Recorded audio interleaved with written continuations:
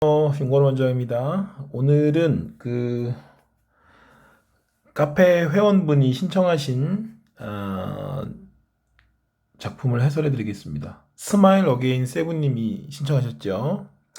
이게 이제 고2 모의고사, 3월에 봤던 모의고사에 나왔던 수필인데 좀 어려웠을 겁니다, 학생들한테. 그리고 이번에 고2 모의고사가 상당히 등급컷도 낮았고 난이도가 높았기 때문에 아마 이런 부분에 대해서 어려워하시는 분들이 있는 것 같은데, 그럴 때마다 선생님이 아무튼 선생님한테 신청해 주시면은 제가 시간이 뭐 되는 한 아무튼 열심히 해서 해설을 해드릴 테니까, 그렇게 공부하시면 도움이 더 되실 것 같아요. 자, 이게 이제 지지헌기라고 되어 있습니다. 그죠? 지지헌기라고 되어 있는데, 이 기라고 하는 것은 이제 뭐냐면은 수필의 한 갈래라고 생각하시면 됩니다. 수필의 한 갈래. 이렇게 생각하시면 되고요. 네. 무슨 헌 그러면 뭐예요? 무슨 그냥 건물 얘기하는 거예요. 그죠? 옛날 선비들이 거하는 그냥 건물이다. 뭐 공부도 하고 이런 데라고 생각하시면 됩니다. 우리 유명한 헌이 뭐가 있죠?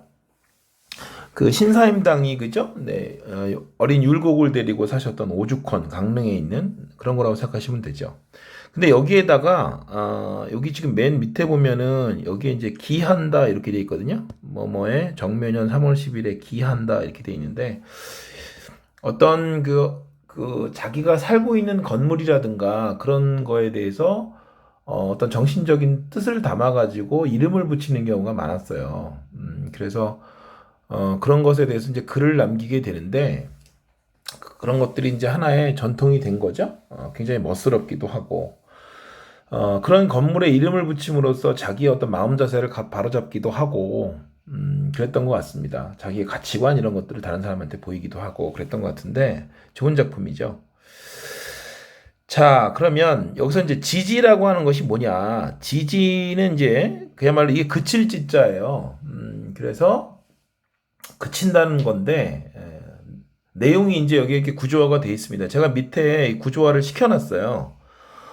그래서 이제 먼저 글을 읽기 전에 여러분들한테 이제 이 구조도를 가지고 좀 설명을 해드린다면, 여기서는 그칠 곳과 그칠 곳이 아닌 데를 구별을 합니다. 제가 여기 표를 만들면서는 가급적이면 나름대로 재구성을 하지를 않고 제시문에 있는 그대로 하려고 이렇게 표를 그대로 해서 만들었습니다. 여기 제시문에 보면은 그칠 곳과 그칠 곳이 아닌 그런 공간이 있습니다.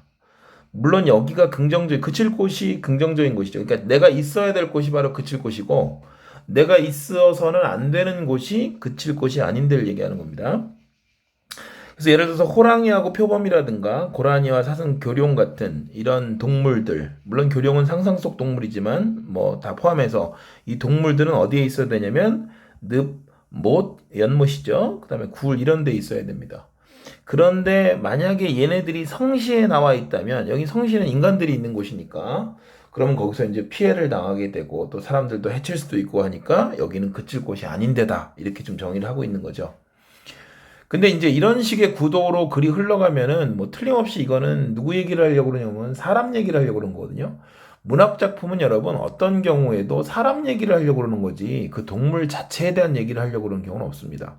뭐 시도 그렇고 소설도 그렇고 수필도 그렇고 마찬가지입니다. 그러니까 여러분들이 그걸 참고하셔야 돼요. 그래서 여기서 호랑이하고 표범, 고라니 뭐 이런 얘기가 나온다 그러면 이게 곧 사람 얘기로 연결되겠구나. 그죠? 네, 이렇게 생각하시면 되고, 일종의 유추적 방식을 갖다 계속 사용하고 있는 거죠.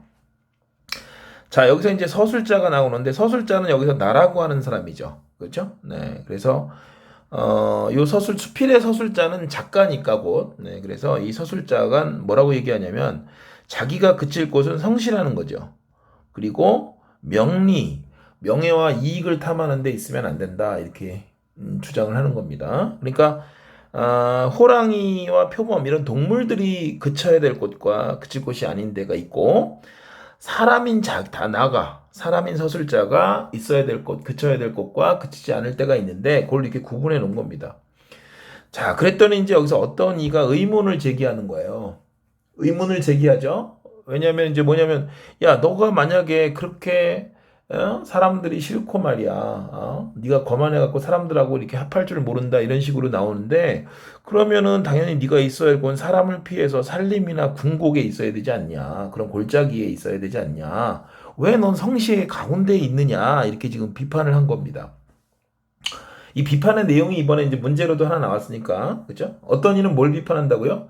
야, 네가 그렇게 고고한 척하고 사람들하고 섞이는 거 싫어하면, 그러면 네가 있어야 될 거는 살림이나 궁극이 있어야지. 그럼 골짜기 들어가서 살아야지. 사람을 피해서 나는 자연인이다처럼 그렇게 살아야지. 왜 도대체 너 이게 사람들 많은 성시의 가운데 있는 거야? 이렇게 지금 비판을 한 겁니다. 거기에 대해서 이제 서술자는 뭐라고 얘기하냐면은, 야, 내가 성시에 있지만 나는 떳떳한 거다. 왜? 나는 이익을 다투지 않기 때문에 그런 거야. 이게 가장 포인트죠. 그죠? 그러니까 사람은 어디에 거하는 게 중요한 게 아니라 그의 마음가짐이 중요한 건데, 내가 비록 사람들과 섞여 살고 있는 이런 성시에 살고 있지만 나는 이익을 탐하지 않기 때문에, 여기서 이익은 나쁜 거예요. 부정적인 의미가 있는 거죠. 아이고. 그래서 이익을 다투지 않기 때문에 나는 성시에 거해도 괜찮다는 얘기입니다. 요 이익을 다투지 않기 때문에. 그래서 나는 성시에 있어도 괜찮다. 원래 이 어떤이라는 비판자는요, 왜 설정을 하는 거냐면 이 작가가 자기 자신의 생각을 명료하게 드러내기 위해서 일종의 이 사람이 이제 비판을 하는 거고요. 반론을 제기하는 사람인데 이 반론에 대해서 서술자는 다시 방어를 하든가 아니면은 재반박을 하죠. 재반박을 통해 가지고 자신의 주장을 어떻게 합니까? 자신의 주장을 명료하게 드러낸다. 죽뚜렷하게 드러낸다.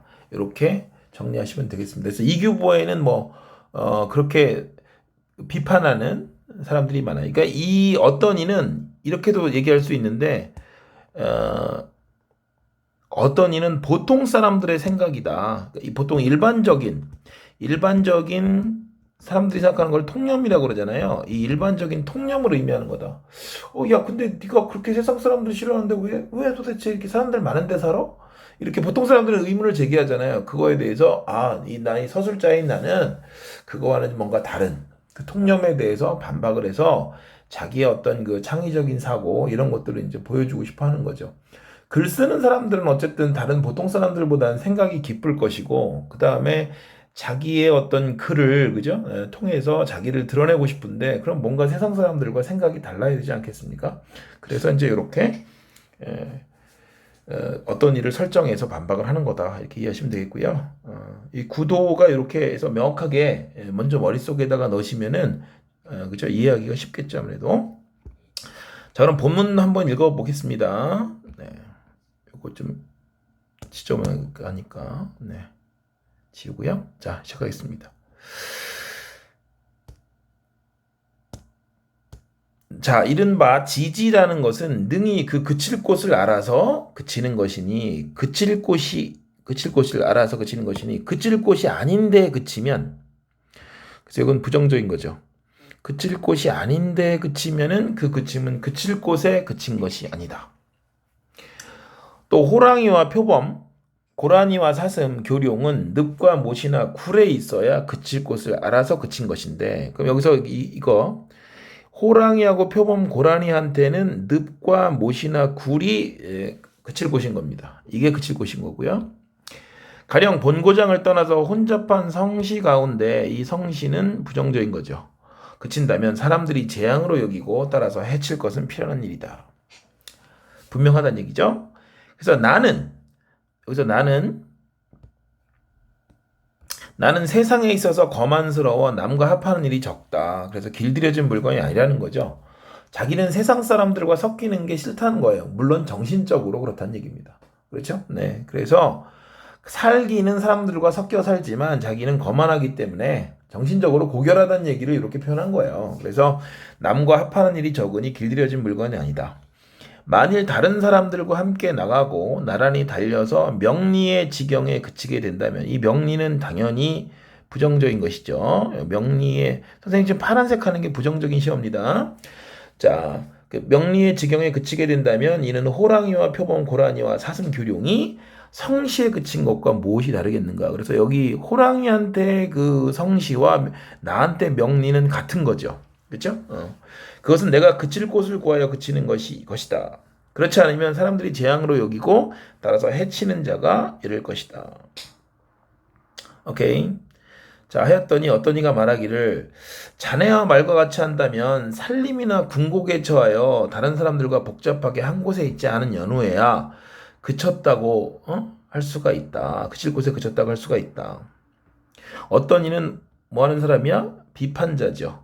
나랑 생각을 달리하는 사람입니다.